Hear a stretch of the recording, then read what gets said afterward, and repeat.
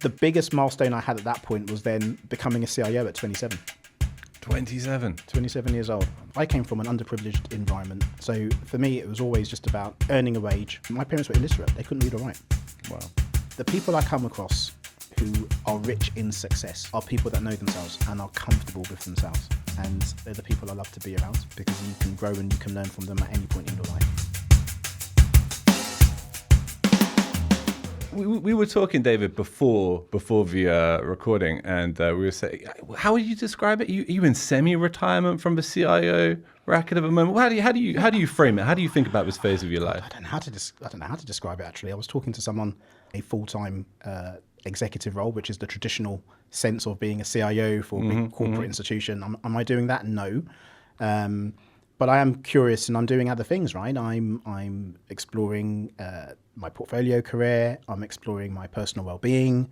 I'm spending more time with the kids, which is important to me. I've just received a book publishing deal, so we'll be getting into that over a 9-month project. And I'm still doing a lot of work around diversity and inclusion and promoting that in the industries I serve. Where to start? Tell us about the book deal, first of all. Yeah, so the book came about, it was very strange. The book came about, I was doing an AI tech event recently, and I was on the panel. And another chap had just written a book on artificial intelligence, and he was doing the keynote speech, and it went really well. And at the back end of that, the publishers were there. And they approached me by email and just said, look, we really loved what you had to say.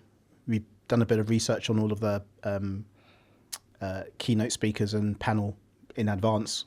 And, you've done quite a bit in your career. We've done a bit of research about you, and we'd love to give you the opportunity to explore writing a book. And it was really interesting because as these things happen, you tend to have an angle around what you want to write a book on. Sure, yeah, of course. The way they described it to me was we would like to do some ideation with you, actually. Okay. Because we know we've come to you cold. Yeah, so it's not like you've been pushing for this book, this topic. So we've been doing a bit of ideation together. I won't say what the book is, if that's okay. Okay. But because I have to write it, I haven't even written it yet. But we've come up with a couple of different angles, which I think people that know me, I think it will surprise them on the topics I want to discuss. It won't be the traditional topics of technology. I think we'll delve into some different subject matters, which will hopefully people will find interesting. And if it piques their interest, that's the most important thing. And how many years? Let's get on to your current professional state of being. Yeah. But how many years as a CIO preceded it before you left executive life or semi-left executive life? Oh, so I only left executive life in December of last year. So it's only been 6 months, really, right? Sure. But I had already, since 2011, I'd been building a non-executive career.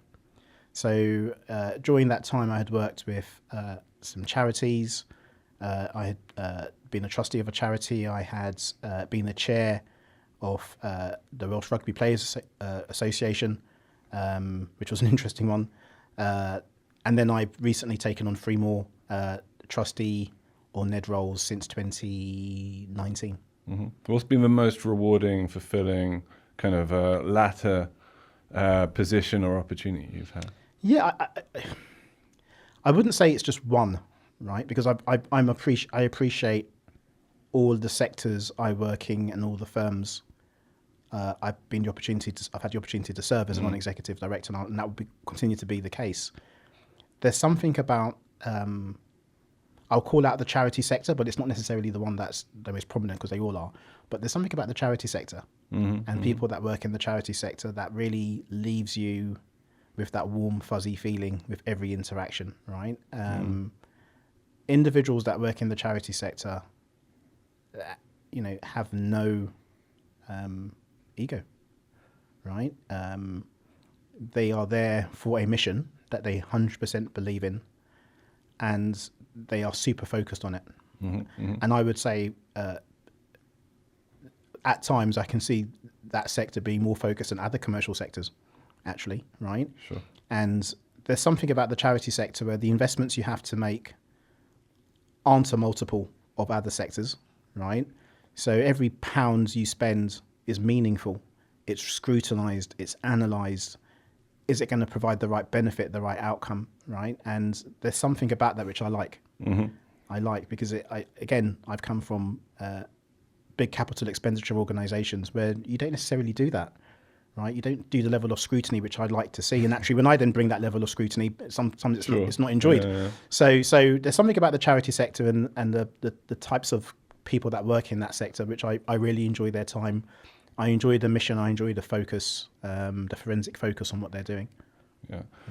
When you started your career in IT, I mean, did you have in view that you could get to a point where you could enjoy this kind of second act where you could concentrate on philanthropic things and expansion of yourself? You could sort of take it easy a little bit, or did that opportunity, as it started to come into view down the decades, surprise you? You know, did you always know you had big ambitions and aspirations inside your career? How do you define it? I no one knows where their career is going to lead. Yeah. So anyone that wakes up in the morning and says, then my North Star is to be the Prime Minister by the time I'm 40, good luck with that. And I hope they can, they do it if that's your ambition. I came from an underprivileged environment. So for me, it was always just about earning a wage, trying to do the best I can, obviously meeting someone, having a family. I was very basic, right? I looked around me at the environment I was in, and, having a family, earning a wage, having a professionalism, a good job, and focused on that was enough for me. The opportunities that came my way, I think some of them were through surprise. I was surprised by some of the opportunities, but everything was done with hard work. Was earned, if that makes sense, yeah, right? Of course. It was all earned. The second phase you allude to, it's interesting because as your career goes on and you do somewhat better than you thought you were going to do, you do start to look around and think, is there more to life than what I'm currently doing? And the biggest problem we all have is time, right? Time to do all the things we want to do. So I always say to everyone, there's the things you have to do. Got to get up in the morning, you've got to make money, you've got to pay the bills. We all have to do that to a certain degree. There's the things you want to do. And the things you sort of want to do doesn't necessarily equal the things you have to do. So the trade-off's always the time it takes to do the things I have to do, and I haven't got enough time to do the things I want to do. Well, I'm not doing that trade-off at the moment. That trade-off for me is I'm fortunate enough to now focus on the things I want to do. And I'm fortunate enough to focus on the organizations and the people I want to have around me, right? And that's a godsend. I'm super fortunate and super appreciative of that. And I'm looking forward to exploring over the next few years where that leads to longer term. When you look back on the career and the way those opportunities came into view, are there particular milestones or crossroads where you think this was so pivotal to getting me to where you are now on this journey? And what stands out to you? You can go back as far as you like in terms of exploring those. Yeah, I think it probably starts with my mum. Okay. Right. I know we're going to probably talk. Right? Yeah, I think it probably does, if I'm honest with you. I was a kid that lacked confidence. I was a child that needed encouraging. I was super shy, I remember at one point for my mum, I think it was secondary school, to get me to the front of the school gate was difficult for her. Oh, bless. Right. And I still remember, I have memories of holding onto her skirt and asking her, please don't let me go into the school. I just did not want to go into this school. It was a grammar school for boys, 1,500 boys in this school. It just intimidating. I think I was only one of 4 or 5 kids of colour at that time. We're going back to the mid 80s, early 80s. And I just thought, you know what, I'm super nervous about going to this school. And my mum just gave me all the confidence in the world that I could do whatever I wanted. And I think having someone like that around you at a young age is so integral to your DNA. Someone that's just building you up. And even if, she knows you can't do it, she'll still encourage you. My mum would still encourage me to do it. And I think that gave me the confidence to try anything. I just, I tried everything. I went into every school club. Some I did well at, some I didn't do well at, but I still tried. I was happy to, I was the kid that got on with every community at school, right? So back then it was very traditional. You had the school bullies, right? Well, the school bullies thought I was cool, The right? school bully community. The school bully community, right? We had what they called at the time the nerd community or the science community, right? They thought I was pretty cool, right? We had the sporty community. Well, I played so I could walk around all of these different communities and get on with everyone, right? And if the school bullies were trying to have a go at the science community, I would sort of play referee a little bit. The sporting community I loved. The after school communities, the chess community, I enjoyed all of that stuff. So I think having that social bridge at a young age really helped someone like me. And it also made me focus on adapting to everything in life. And that probably helped me later on in my career. So those early years for me were really important, Tom, to learn. And those early years, having my mum give me the confidence to go and try things and not care about failing, I think has held me in good stead. Because that's one thing I will say to individuals in the work environment. You have to be bold. You have to have no fear of failure, because it will happen at some point in your career. And you have to have a resilience about you to go again, right, when it's the right time. So, yeah, that first chapter, I think, led to all the other sort of opportunities that came my way. Soul of the CIO is sponsored by Nextvink. Now, if you work in IT, you'll know too well how disruptions can derail productivity fast. Nextvink's AI-powered platform for digital employee experience keeps you ahead. It uncovers issues others can't see and resolves them automatically with employee-centric AI and always-on automation. Employees stay productive, IT stays proactive and even preventative, and leadership sees results. Nextvink, ahead of every IT disruption, behind every strategy. Learn more at nextvink.com. What other lessons were you getting from your home life that you were able to bring to school and then bring into your career, do you think? Yeah, look, my dad passed away when I was relatively young, but the things my parents were telling me at that age, they came from the Windrush generation. Sure. So a bit of a different time, but they kept on telling me you're different. And I was like, not really, right? I didn't see the difference, and you're going to have to work twice as hard as everyone else. I was like, well, I'm not sure why you're telling me this message. I'll work hard as the next person next to me, and they just constantly kept on telling me I'm different and I need to work hard, and I didn't get that until probably into my teens, when I started to realise, okay, then I am different, and the opportunities aren't coming my way. And I do have to feel like I have to work extra hard to get the opportunities that some of my colleagues are getting, and I'm not too sure why that is.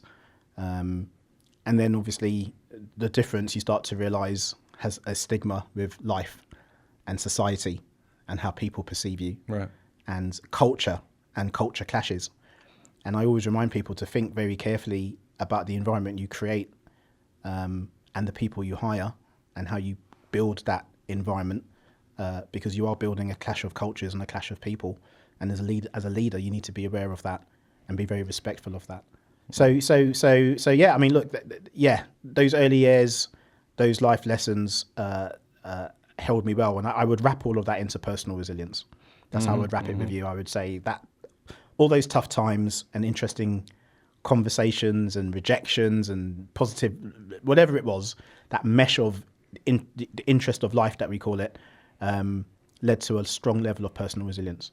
Yeah. When you looked at your options as a teenager, say, and you saw what was on the table, how did technology start to suggest itself or present itself to you as a potential career path? How did that originate? I fell into it. So I definitely wasn't someone who in the 90s looked at technology and thought, I want to be a computer technician or a developer. I fell into it because I had to work. Yeah. Right. The environment I was in, the traditional environment that most people had open to them, was not open to me, and it wasn't encouraged for me to do that either. Right. I remember my dad, when I was 16, telling me he could get me a job as a scaffolder. Sure. And as a bricklayer. What was your dad doing then? Well, he was by then he was quite sick. Right. So he wasn't working anymore at that point. He just had he had multiple angina attacks and heart attacks. So he wasn't working anymore, and that led to a different type of home environment as well. But he said, well, I can speak to my old foreman and get you a job because we're going to need some more money to come into this house. Sure, Because yeah. you know, at that point, my mum was working, my dad wasn't working anymore. We were in the benefits environment, and I think he was looking at me being, you know, well, you're the only boy here. Second CIO I've spoken to this week, exactly the same story. Really? Sick father in mid to late teens, asked to go out to work. Yeah. And I remember being cunning enough with my dad. He was a great man. He was a tough man, but he was a great man. And I said to him, Dad, it doesn't matter what I do. It's about bringing in money. Mm-hmm. So as long as I'm bringing in money, you shouldn't care what I do, as long as it's lawful, right? Reasonable. And he said, well, yeah, as long as you've got a trade. He called it a trade. As long as you've got a trade, Yeah, David, for sure. you know, and we'll leave that to me. So I went to see my careers counsellor, and I said to my careers counsellor, I need to work. I need help. I need to work. There's no way in hell I'm, you know, this is, you know, doesn't matter how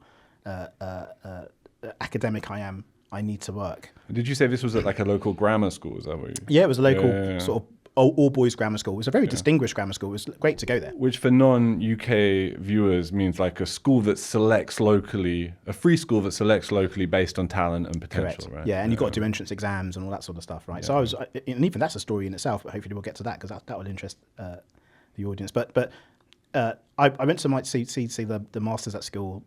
They recommended something called a youth training scheme for someone like me. Sure. And I thought, well, okay, that doesn't sound particularly great, right? And it being a young boy, all my friends are going to do their A-levels and going to university, etc. And I'm doing a youth training scheme, right? And so I pitied it at the time,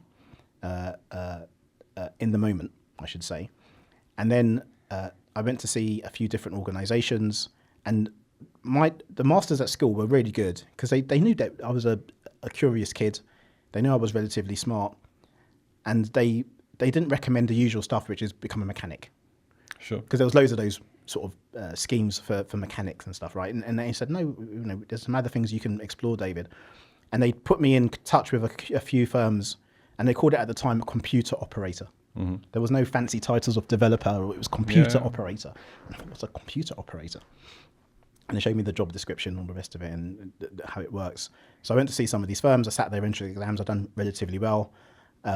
They took me on. But what was really interesting was I knew nothing above looking at the salary, right? Because you're young. I'm 18 years old, right? Yeah. So I'm not thinking about this broad career. I'm not really looking at the job description and really getting excited about it. I'm looking at what am I going to earn every year? Of course. Right? Yeah. And they said, well, we'll put you on £7,000 a year, right? £7,000 was like £1 million. In 1990. Late 1990s. Sure, yeah. Right, 18-year-old boy on £7,000 a year, bringing that home to my parents, Genuine contribution. right? Straight off the bat. My dad never earned £7,000 a year, right? Ever, right? Just to give you that as Were an you an only example. child at the time as well? No, I had two sisters who are both older than me, right? Sure. My dad never, through his whole career, my dad never earned £7,000 a year. Right. My mum had 5 cleaning jobs. She never earned £7,000 a year. Were they very proud in that moment straight away, or was it maybe threatening to them? Mum was super proud. Yeah. Right, but Caribbean Catholic families are hard people. Sure, yeah. Right? Your dad will never, give you a hug until you're doing well. My dad never told me I'd done well with anything, right? It just, if anything, it would be the negative. You could have done better, right? If I won a 100-meter race, I might have won it. You could have got better time, right? So if I did well at rugby and he'd come and I score 4 tries on the Saturday, he'd come and watch. So I knew he was happy because he'd come and watch. Why come and watch, right? Or he'd say, oh, but you're injured, right? Or you could have tackled better. So he was always pushing me and looking back now. What they call now a developer mindset. I Yeah, believe, David. absolutely. But at the time, it was annoying because I'd be, Dad, in my head, can you just say I'm doing well? Mum was a bit more nurturing, although she was hard. Sure. She was hard on me as well, and loving attention didn't come a lot later until my dad passed away. But to your point, bringing that home and sitting in front of my parents and saying, this is what I'm going to be earning. It changed everything, especially how my dad, he started to see a young adult. Yeah, of course. The problem he then had with me was, as a young adult, I want to make my own decisions. And as a young adult, I don't necessarily want to do what my parents want me to do anymore, right? Sure, yeah. So up until that point, I literally just did as I was told. How did your independence express itself? Well, it expressed itself to the point where I reminded them, I don't have to be here. Sure, yeah, Right, yeah. right. Okay, I'll live with your rules, yeah. but I don't necessarily have to be here, right? But I also had a debt of gratitude because they did bring me up, and they did work hard for their kids in an impoverished environment, and they did the best they could. Keep in mind, again, my parents were illiterate; they couldn't read or write. Wow. Right, they went through their whole lives without being able to read or write.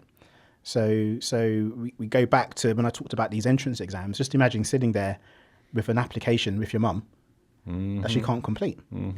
So you have to complete it. So I'm sitting there completing this application For your own. for my own exam. right. And one of the masters is coming up. They were called masters back then, right? Comes up to me. I still remember his name. I won't name him on this podcast, but I still remember his name. He was an intimidating chap at the time, and he said, "What are you doing?" And I went, "I'm completing the application form because my mum can't read or write." And he looked at me and he said, "Come with me." So he took me and my mum to a private room, and he took the application off me and he completed it. Sure. But I could see he was, when you could just see someone super impressed It's nice. with this 11-year-old's ability to be mature enough to understand he's got to help his mum, right? And I wasn't embarrassed. I wasn't egotistical. It is what it is. I remember having to go up to the council every week with my mum and lobby, because we only lived in a little 2-bedroom flat. So I would go up with her every week to lobby so that we could get a council house. Yeah. Right? Because we all grew up in a 2-bedroom flat. I slept in the living room up until I was probably in my late teens, right? So I remember all these stories, and that's why I talk about personal resilience, right? And going through all those processes and building up all this personal resilience, it just leads to a way you have to build yourself up, and what you respect in life, and how hard you have to work to get things you want, if it's important to you. And I'm going to assume there's no technology in the house other than the TV, basically, right? And the toaster. We had a black. We didn't have a toaster. We didn't have a toaster. We had a black and white TV. Might be a stretch to call the toaster technology. As well, though, I think. It is a form of technology, right? Someone said to me, sticks and stones was technology the other week, right? But building fires. But no, we had a black and white TV for a long time, and I love this TV because I'm talking to a different audience now. Those older TVs used to have a line that used to go down them, where they were getting close because they were valve based, right? They used to have these lines that used to go down them, and it got to the point where I knew exactly where to tap. I was the only person in the family that knew where to tap on the side of the TV. This was your vocation showing itself, David, there. To stop the line. So my parents were impressed with that because they can watch their programs like Emmerdale Farm and EastEnders and Coronation Street, because back then everyone used to watch those programs. But the technology thing, to your point, just to make sure I'm answering the question, earning this salary, not having a clue what I was doing with technology, and I literally had to get into this working environment and figure it out. And it was all assessment based. So every 6 months you had to set an assessment. And if you didn't pass those assessments and they were practical, on the job and exam based type stuff, you get pulled off the program. Yeah, sure. So and if you think about it, right, you've got a good salary. At the time, that was a great salary for me. I had no intention of being pulled off this program. In fact, I said to the sort of the head of the department, I said, how do I accelerate getting through this apprenticeship? Because what they did was they publicized what the salaries could look like. So post the apprenticeship, your salary doubled. So I had an interest in getting to a 14K salary, right? So he said, well, there is a way you can do it, but it's, he described it as having no life. You're in constant assessments and exams. Are you prepared to do that? Right? I'm a kid. A kid isn't going to critically assess what that really means until they're in the moment, if that makes sense. And you're in the moment sort of 6 months later when you realise you can't go and play football on a Sunday because you've got to revise for an exam on a Monday, or you can't go to the pub on a Saturday night because you've got an exam on a Monday and you've got to revise for it, right? So you can't do the things that your friends are doing at the time. How much sacrifice was there in real terms, and how long did that period last? It's another 3 years. Yeah. Right. A lot of sacrifice, and my friends are good to me. The ones that are close to me will always come back and say, you've done so well for yourself, because we're all grinding and paying bills now, and not that I'm taking a step back because I'm not that type of character, but they recognise I'm in a different part of life. Yeah. And they recognise I can do different things. And I always say the same thing to everyone. When you're 18 years old, I don't know what you were like when you were 18 years old, but did you have a pension when you was 18 years old? No, David, I did not. Right, there you go. Far That from tells it, you, shall we say. that tells you how boring I am, right? So I had a pension when I was 18 years old, and my wealth manager said to me the other week, I'm 2 years now from claiming my first pension. So I'm waiting for the bus pass now. Sure, right? sure. But it just tells you the mindset of someone. And I think you tend to find with people that come from underprivileged environments, what they want is stability. Yeah. And unfortunately, we live in a society that's with the monetary system we have, you look for means and ways of building that stability, right? And the best people I talk to actually is taxi drivers. So if you're ever in a black taxi, they're the best for conversations, right? And you listen to their stories, and they've got some amazing stories, right? I was talking to a black taxi driver several weeks ago, who was an ex-inmate for Her Majesty's service, right? Yeah, right. So he was an ex-inmate. Very roundabout way of saying he was in prison for again, non-UK viewers might wonder what you're talking about. He was doing some jail time. And he was at a different point in his life, and he had to completely rebuild his life. And because we were stuck in traffic for about 40 minutes, he gave me such an amazing story of how he had to rebuild his life and the things that were important to him, and rebuild his life with his kids, move away from a sector of people in his life who were just toxic, and have to rebuild himself, and talked about sort of the 18 years he spent on the taxis and then doing part-time work, literally just working to set himself up for life. Yeah. And I said to him, when you left prison, what was the world like? He said, every door was closed. Yeah. He said, David, every door was closed to me. But what was worse was, he said, even my friends at the time closed doors to me. And he said, I literally have had to just rebuild. So he said, I'm so thankful. You know, he doesn't talk about having, you know, I've got my home, which is paid for, right? I don't have to do the taxis every day anymore. I do it 3 times a week. Sure. You know, I love playing golf. I've got a relationship with my daughter, and now I've got a relationship with my grandkids. And you sort of listen to real life stories and real life issues, and you sort of appreciate different aspects of society. What does winning mean to different aspects of society? And for this individual, the recovery was amazing from where he was, you know, 18, 20 odd years ago to where he is today. Everything's relative as well, isn't it? I think so. Let's go back to the beginning of your career. You're 18 years old, 7,000, 14,000 salary. You're in the midst of doing the kind of accelerated qualifications. Where does your career start, and what was the reception like for you at that time? And what was your encounter with what it was you were learning like? Yeah, I was curious. I was a bookworm, so I loved learning, right? And computer programming, being articulate with translating business feedback into systematic diagrams, all that sort of stuff. I loved all that sort of stuff. It was at a raw time as well, where we were still in a mainframe environment. We weren't in an object-oriented environment, so that was even more development to come. So I'd always start by saying being curious, reading, learning. And who were you working for, sorry, David? I was working for a data services company at the time, and they're no longer with us now. And they were great to me. And the 2 leaders I worked for were amazing people. What I would say to you is, how was I received? I used to play rugby, so I was a lot bigger than I am now. Yeah. Right. And I used to have dreadlocks. Sure. That wasn't a ponytail down to my shoulders, so they came all the way back. So I was a big, burly, rugby, dreadlocked player. You're a strong guy to this day. Well, I try to keep myself fit, but what I would say to you is that reception leads to first impressions. Sure. And people's first impressions weren't always great impressions, because they assumed you'd be something different.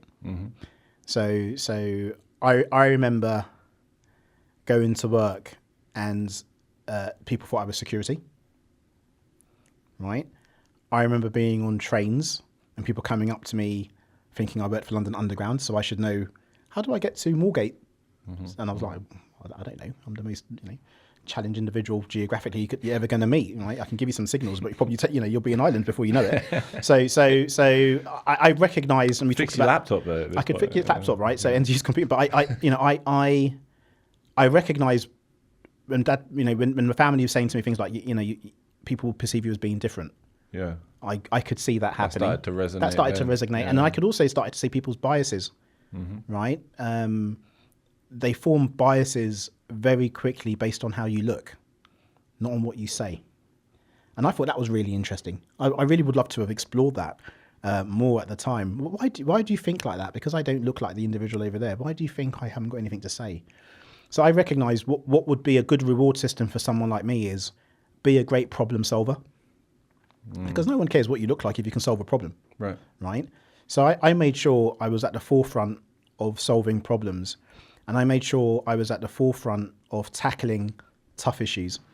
So I would seek out tough issues to tackle.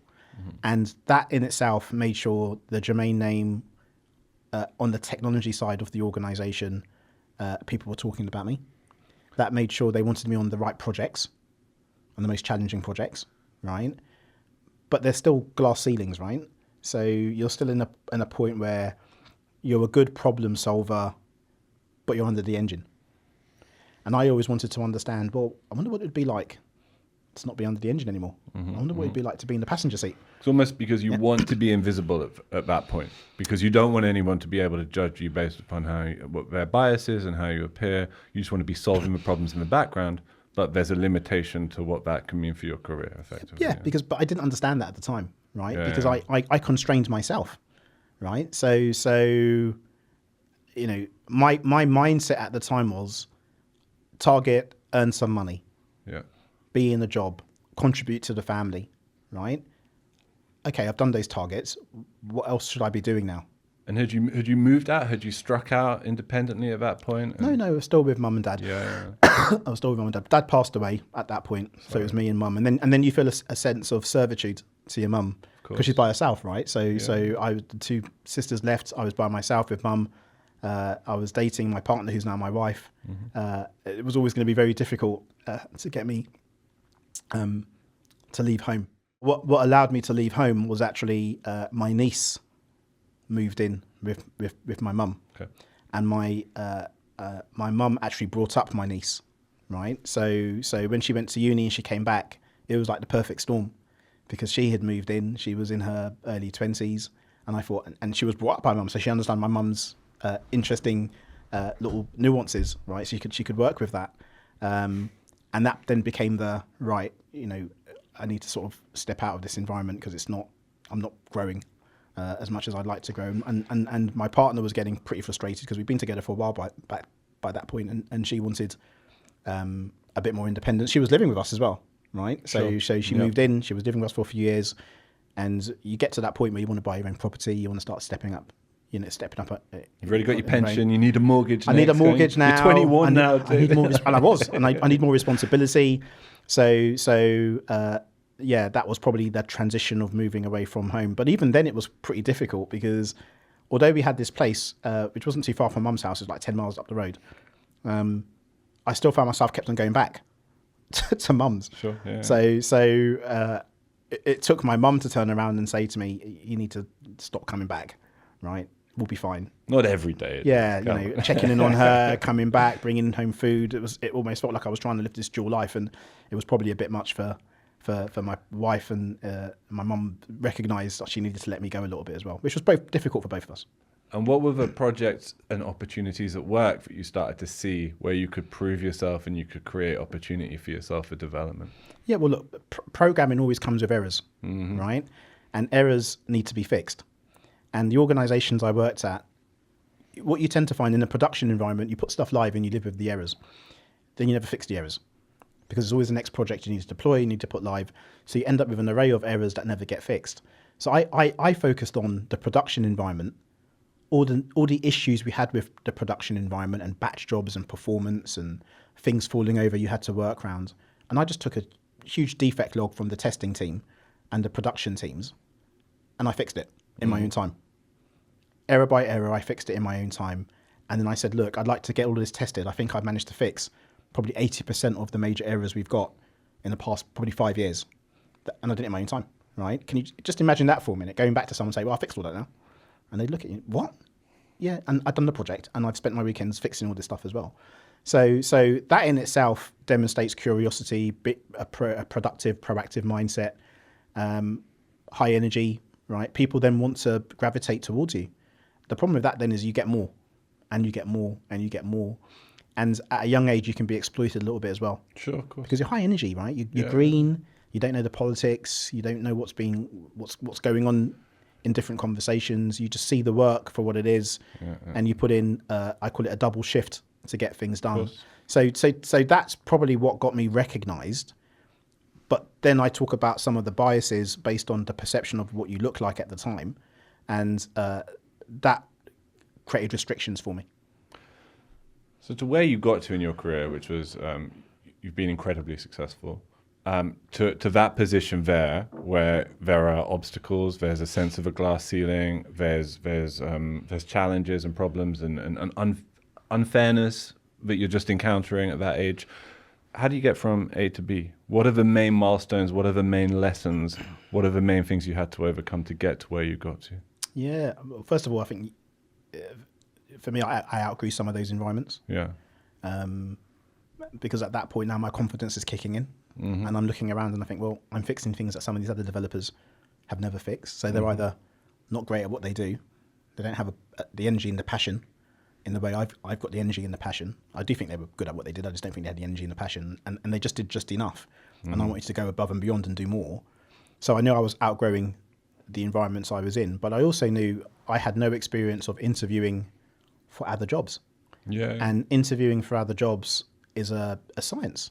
It's not an art, it's a science, right? There's a technical way of interviewing to make sure you can at least give yourself, an 85-90% chance of being hired.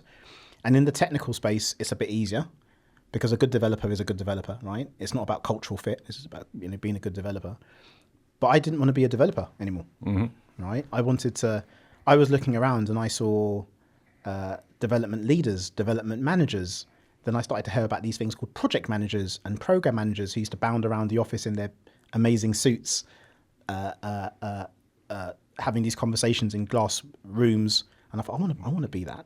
And then there was architecture and all these amazing individuals who were designing solutions, and I was only getting a work order and developing part of a solution, right? So my mindset was, well, how do I jump around all these other roles?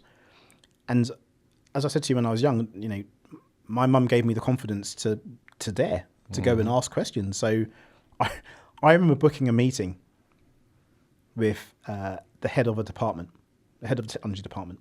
Back then they were called heads of IT. There was no concept as a CIO at that point. And he was a Yorkshireman and he was a tough man, right? He was a tough man. He was probably one of my first early role models. Later on, I started to realize he wasn't a great role model, but he was probably one of my first role models. And I knocked on his door. He gave me the time because he knew I had been someone who'd been fixing issues. Sure. And I said, I want to grow my career. I've got a job. How do I build a career here? Right? And he just looked at me. He didn't know how to answer it. Like, it was almost, you should be happy you've got a job. And I went, yeah, but I said, I've seen what this person's doing and that person's climbed the ladder. How do I do the same? And all he did was point me to HR. Right? So we had this conversation. Not great mentorship in that moment. And just pointing me to HR. You need to speak to HR. Yeah, I can't really help you. I was like, but it's your department. You want to know how useful HR are in these situations. And HR pointed me to doing some courses. Well, that's not going to help me either. That's great. Put in a resume. I need more than... So they saw it as a retention tool. Yeah. Give you some courses, you're going to stay for another couple of years. And I said, no, I don't think you get it. I want to start building my career here. What's the traits and projects and experiences I need to start to build up, networking I need to do? And I just realized I had outgrown that environment. So I was very fortunate. I went to a bigger organization. That's when I moved into banking financial services, right? And whenabouts is this? And how old are you approximately? Early 2000s, so I would have been 24. I was 24 years old. And 22 years old. And I had the best experience, right? I was in first of all, I had to wear a suit to work every day. Yeah. So just smartening myself up was really important to me. Second, through that transition, I probably applied for 20 jobs and I got 20 interviews and got none of those jobs. And I was, like I said, I was a big man, right? And I had this hair. And I remember sitting at home with my partner and I said to her, I don't get it, right? I think I'm relatively articulate. I think I'm easy to get on with. I even looked in the mirror and made sure I was smiling more and had a genteel approach and didn't look such a hard sort of individual. And I wasn't getting these jobs. And Tracy said to me, she said, look, it's your hair. I went, what? She's like, it's your hair. I'm telling you it's your hair, right? I'm quite, I can be, not so much these, I'm more reflective these, but back then I was a bit gung-ho. So I literally went, right, here's some scissors, cut them off. Right? And we were in my room, we put a chair in front of the mirror and she literally just cut off all my dreadlocks, right? And then I went to the barbers and got my head completely skinned. And the next interview I went to... I was going to say interview 21. Well, got the job. No. Isn't that nuts? That's crazy. Isn't that nuts, right? And the individuals... Reverse Samson. Over yeah. here. And you know, when you're back then, what's your hobbies? And it was rugby, etc. And straight away, people, you can see your big muscle, they want to talk about rugby. What level do you play out? All that sort of stuff. And it became a different type of conversation. And that moment stuck with me. It still sticks with me now. I can still feel it now. How annoyed I was that I had to look and be a certain way when I had the skills and the credentials to do the job, but I had to look and be a certain way. I don't think society's changed that much, to be perfectly frank. Where do you stand on that need for compromise? Like, would you tell your own children the same thing? You know, think about how you appear. It might not be fair, or do you think there needs to, the more you compromise, the more things don't change? Like, how do you strike that balance? Yeah, look, my middle son's just got his hair in plaits. So all my boys have got really, like big. They're into basketball. They all play basketball. They're into that whole basketball vibe, right? But they've all got the big afros. And my middle son decided he wanted to have his hair in plaits, and I ignored it for about 2 years because I thought if I ignore it long enough, he'll probably forget. Or if he really wants it, he'll be on my case and keep on going. And it was 2 years. And then my wife said to me, she went, he's been going on about it for 2 years now. You should let him have it. And I just thought, I went straight to, but society. In my head, I didn't say it, but I went straight to, society's going to look at him a certain way and it's going to be positioned a certain way. And I let him have his plaits.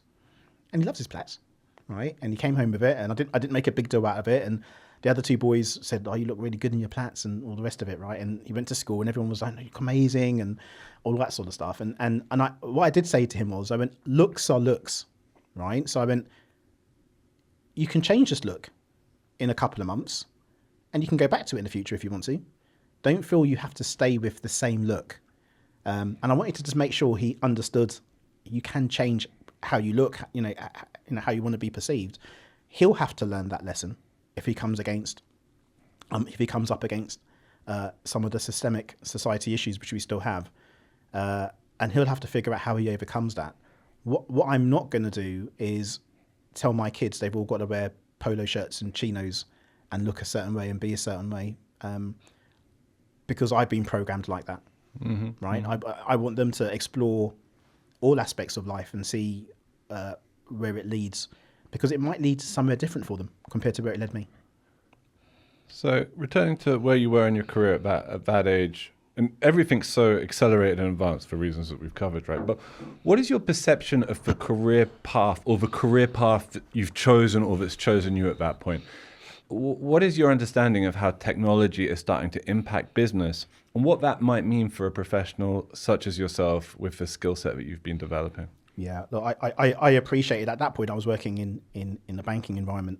So I definitely had an appreciation of technology could be a huge disruptor to people doing their jobs.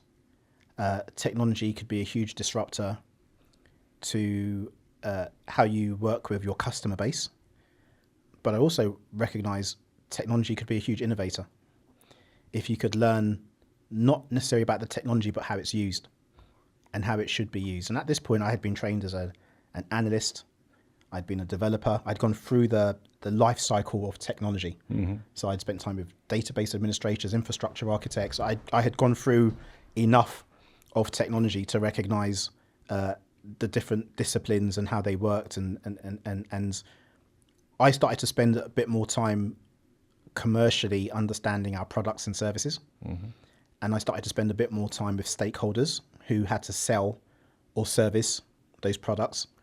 So I started to get an appreciation of how the systems were being used, the issues with some of those systems, and how we could better rectify them. So being a great translator for the business with the tech teams became really important to me. And that then led to me getting a step up by the leaders I worked with, who I told you at that point were really good leaders for me at that point in my career, to give me bigger opportunities. And then you move into sort of project leadership. And I was a pretty young project leader. I was only in my early 20s. But I recognized there's a key to winning here. And the key to winning is to spending sufficient time with the business to understand what their issues are, and then how you can bridge that gap to solution some of those issues, but at the same time to ensure the technology team went on the back foot as well. And big career milestones subsequent to that? What stands out to you as like, before you got the big job, the top job, what do you think the biggest crossroads was? What do you think the biggest opportunity you had was? Yeah, I think the biggest role for me before I got the C-suite roles was probably running 100 million replatforming program for a bank. I was 24 when I was doing that, right? And I remember speaking to the CIO, because the CIO title had come in now, and they gave me such a big opportunity, right? I'm not sure if I was a CIO if I would have given that to me. Really? Yeah, I'm not sure, because I think there's two types of individuals. I think there's the individual that is super ambitious, will take anything on, and will just assume they can get it done. I'm good enough to get it done, without recognizing it's not about you. There's a team you have to build to get it done. You don't get anything done, right? And I don't think I was at that point in my career yet. Running that program was one of the hardest things to this day I've ever done. I failed in that program. I got made redundant on the back of that program. Wow. Okay. Right. The CEO lost his job on the back of that program. Right. Half the team I had inherited and built lost their jobs on the back of that program. I took it to heart. First time in my career, I received that lesson, and I'm happy it happened very early in my career. Right. Yeah. Do you think that kind of level of unsuccess is important to getting where you need to go, or can it be avoided if better decisions are made, perhaps by leadership, etc.? Yeah. I mean, like I said, it was a tough gig to give someone like me that opportunity. It could have been avoided, 100%. Sure. Right. I think the lessons I learned through that are still the problems I see today with transformation. Yeah, go on. So the great thing for me is I see those signs today, and I'm there very quickly to sniff it out and make sure we don't suffer the same problems. I think the bigger thing it does to you, Tom, is it messes with your state of mind. Yeah. You lose confidence. You lose confidence on your decision making. You lose confidence on your ability to win people over. You lose confidence on your ability to influence stakeholders, because what everyone's seeing is a program that started green. David Germain came into it, and it became red, and it stayed red. And you've already said it was confidence was what you felt your mother had given you, which was your golden ticket to making yourself successful. So how did you rebuild that? How did you get it back? People around me. Yeah. My mum was still around at that point, so, and I was honest. I said, the biggest problem I had was I just didn't know what to do, right? When the program was systematically on the trend of red, I did not know what to do. In fact, the leaders around me, because they were obviously sponsors, constantly wanted to re-baseline. So they blame other factors. They blame the SI partner. Well, the SI partner's not very good, right? The business, they've overscoped the program. How the hell are we going to deliver and achieve half of the requirements in this program, right?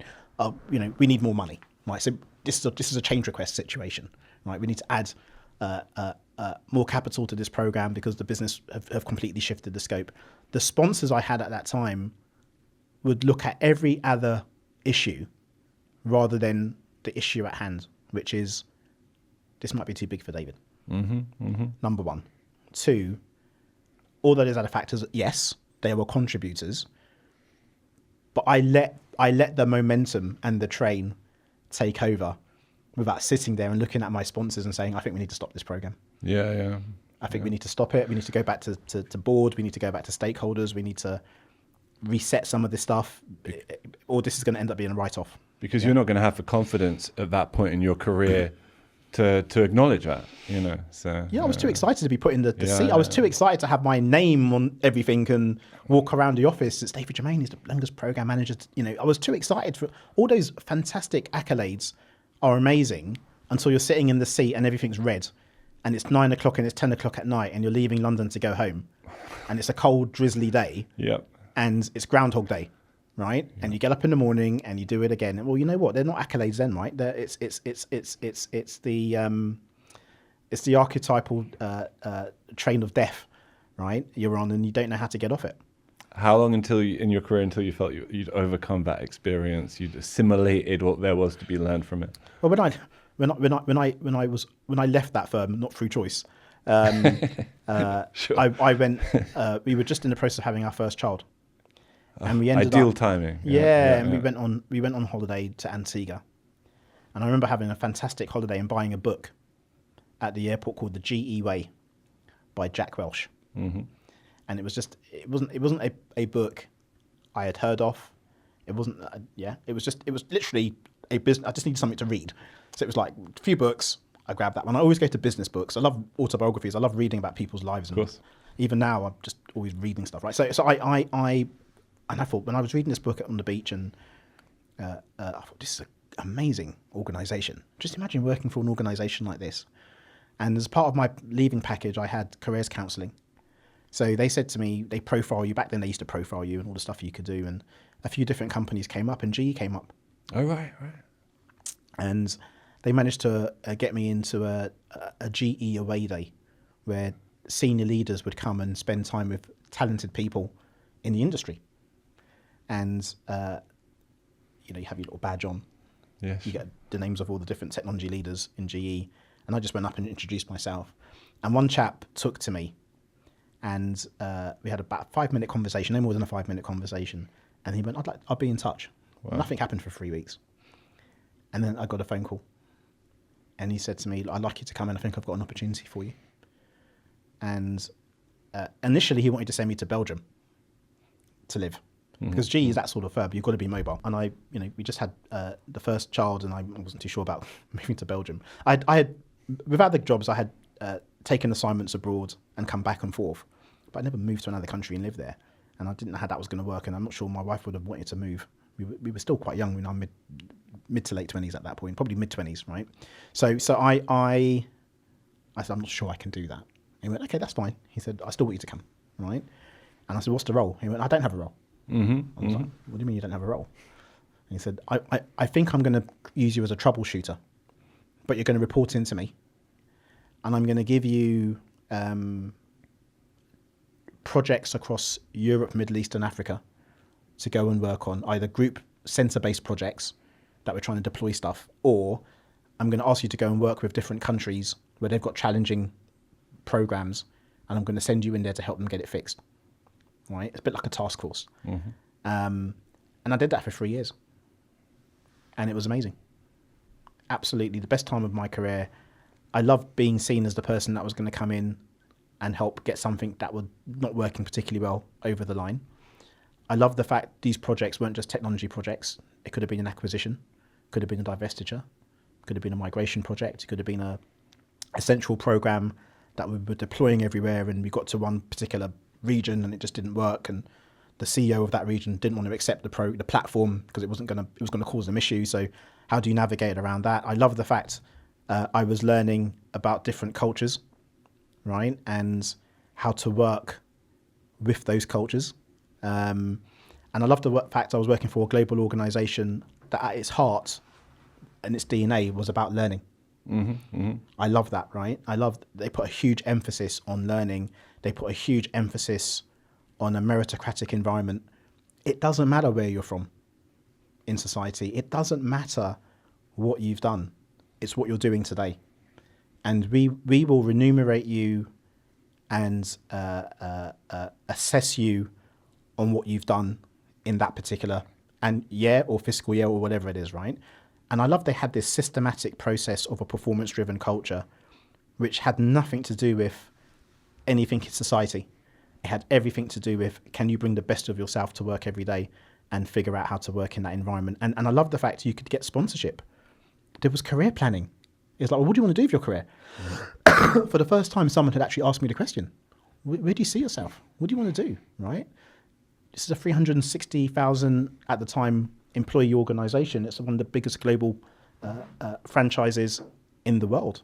Jack Welch had just retired. Jeff Immert had just come in, right? It was still a big conglomerate organization, right? I liked all of that. I liked being part of all of that, right? Sure. And I like the fact you can navigate your career in a way that I hadn't been able to before. So that was a really important time of getting the sponsorship, getting to work and travel, which I hadn't done to that level up until that point in my career, feeling like I was part of a big global institution, having sponsorship from my boss, who took a huge interest in me and loved. He used to always say to me whenever I was in London, I love you. I can just feed off your energy, right? And wanted me to develop, put me on all the right sort of courses. There was courses at GE. You do it over a couple of years. It was the equivalent to doing an MBA, right? It wasn't recognised as an MBA, right? But if you're in the know, you know those courses. You knew what the individual was doing. And I love the fact that outside of GE, if you were a senior leader in GE, which I became before I left, the credentials of those leaders outside of GE had a multiple on them.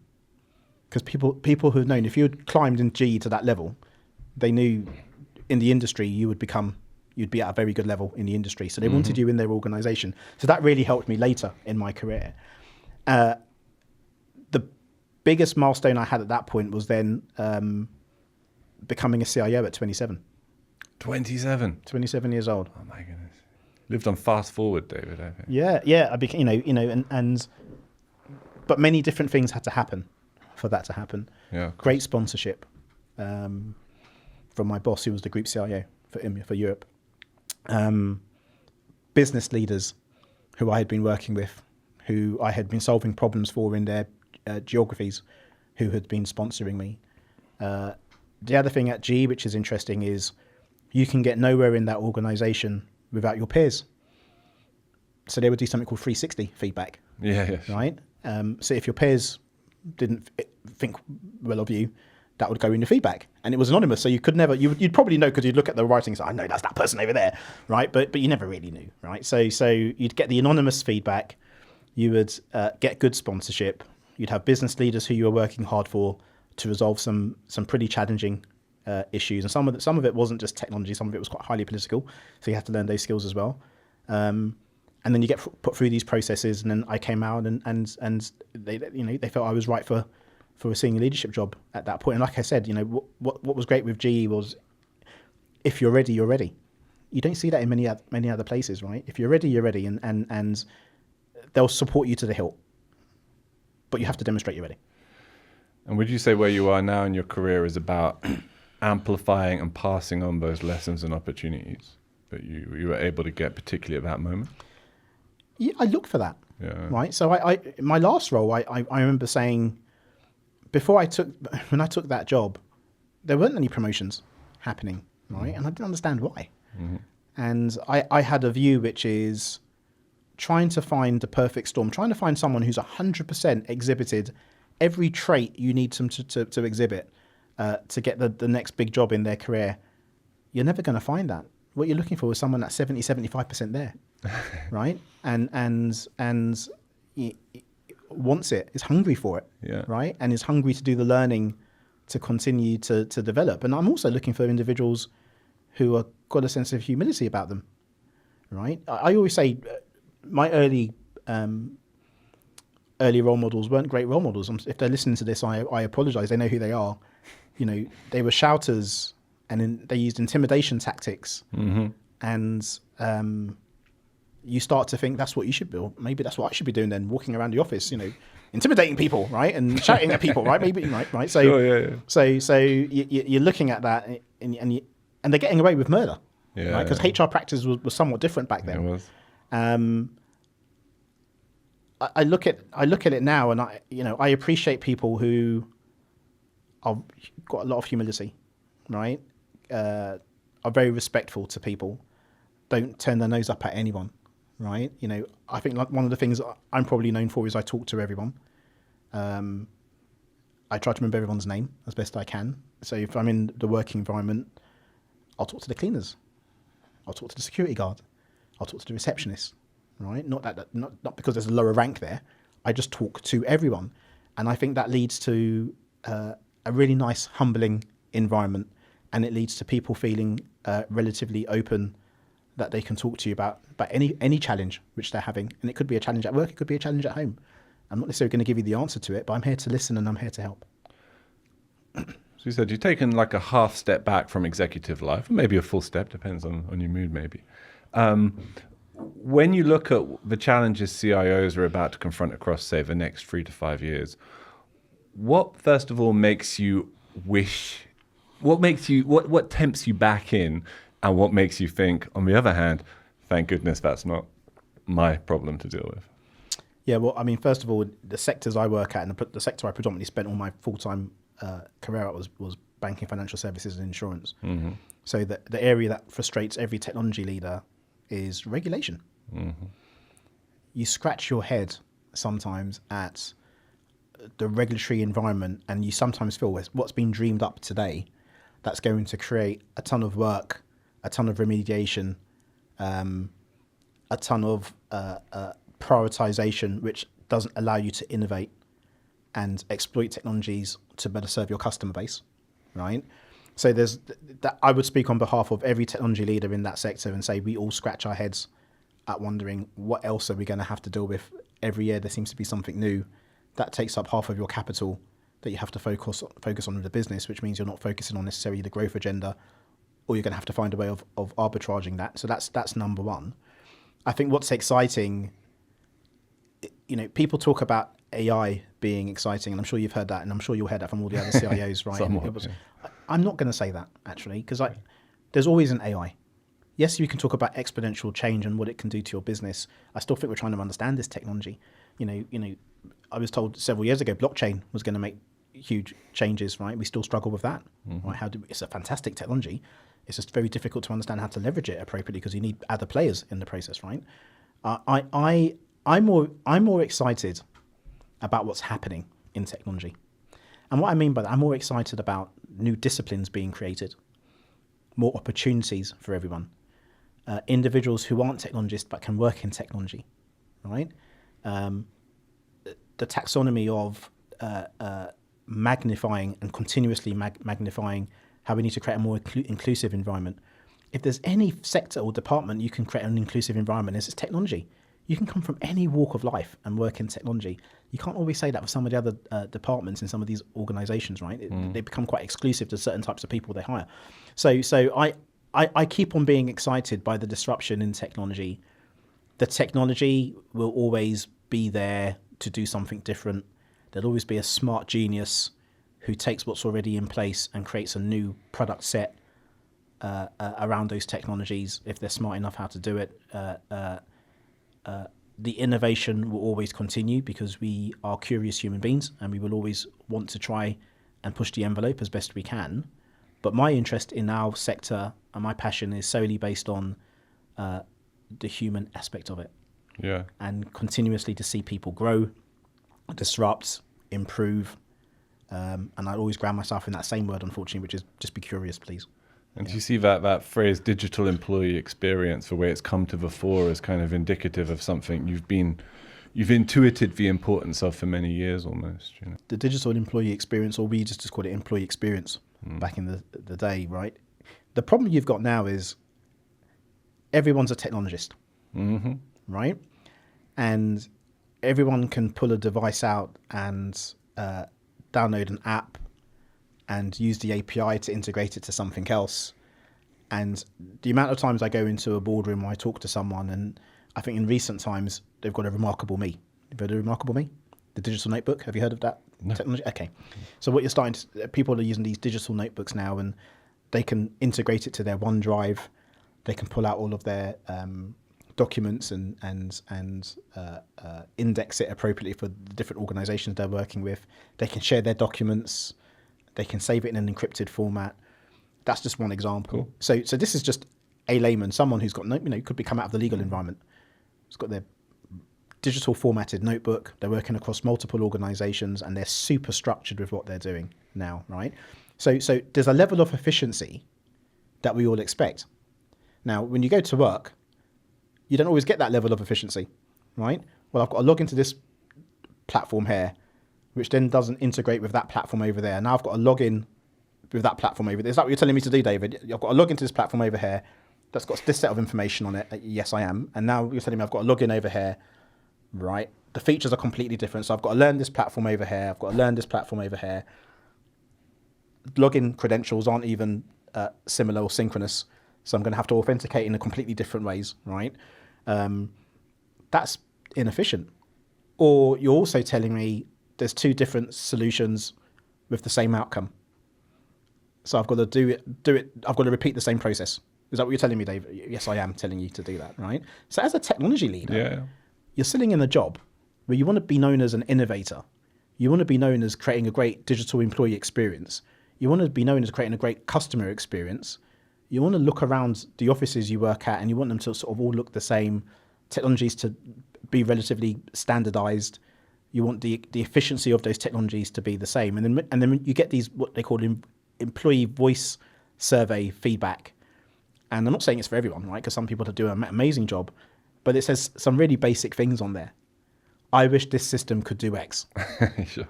Right? Yeah. Why do we have 3 systems that do the same thing, David? Right?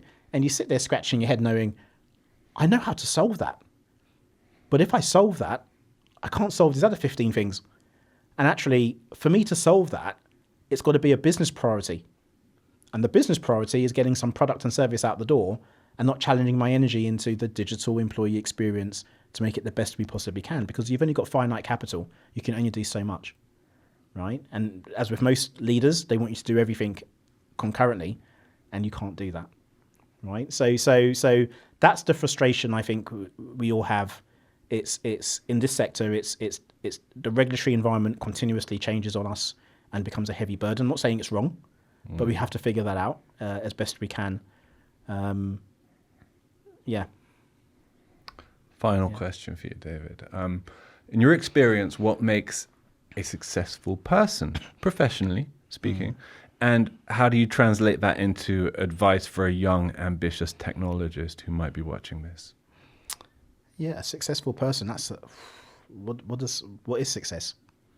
If I can take that for success, being well off, I'll use that as an. I think success is relative to what your expectations are in life.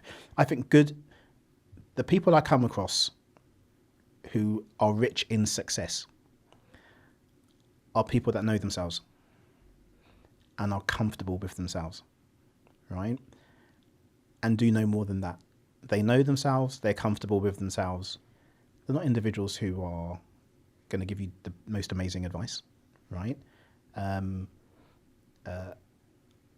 I'll go back to the person that we started with, which is my mum. Sure. My mum knew herself, right? She was comfortable with what she was. She had limitations. I told you some of her limitations, right? But she could smile, she could laugh, she could hold a room. If she was here now, you'd be gravitating towards her and having a great conversation with her. I find people who know themselves are rich in success in life in general. And they're the people I love to be around because you can grow and you can learn from them at any point in your life, right? If you are a younger technologist, to answer the second part of your question, I would always say the same thing. Just be curious, be boundaryless, be open, figure out what your personal energy is, how far do you want to go, right? I would never say to anyone, do what I did, right? I loved your question earlier around different career paths and how you navigate different career paths. I don't think if anyone saw, do your GCSEs, do your A-levels, do a degree. Do your GCSEs, do your A-levels, take an apprenticeship, and then do your academics. Do your GCSEs, do your A-levels, and take a job. how many people, what would the percentages look like? I don't think that third lane will be for anyone, right? For everyone, sorry. And I would never encourage that. You know, I want for my kids to just be very traditional. I never tell them to do that. You know, my eldest is off to uni this year. He's done the traditional route. Sure. GCSEs, A-levels, just finished his last A-level last week, and he's going to uni, and he's looking forward to it. But one of those three, because I've got 3 boys, may not. But I'll never discourage any route for anyone, because who knows where life's going to take you, and this is where life's taken me up until this point, and I'm still thoroughly enjoying it, Tom, so thank you.